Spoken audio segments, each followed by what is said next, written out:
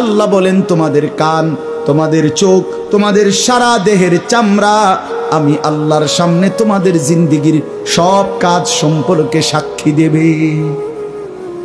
শরীরের প্রতিটা চামড়া কথা বলবে।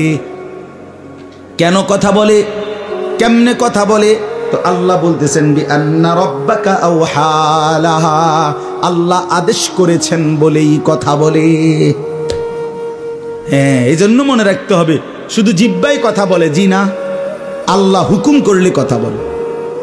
কথা বলেন না?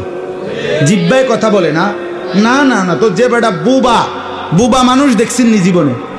হের জিহ্বা নাই তো হে কথা কয় না, তো কি বোঝা গেল? জিহ্বায় কথা বলে না, মালিকের হুকুম হইলে কথা বলে। যে কানে শুনে না, হের এরকম কান নাই, ঠিক না? এদের সমান, তো সে শুনে না কেন? বোঝা গেল আল্লাহর হুকুম হলে শুনে। যে অন্ধ, তার কি এখানে চোখ বলতে কিছু নাই? কথা বলেন না? অন্ধ লোকের এদিক দিয়ে এরকম চোখ নাই, তো হে দেখে না কেন?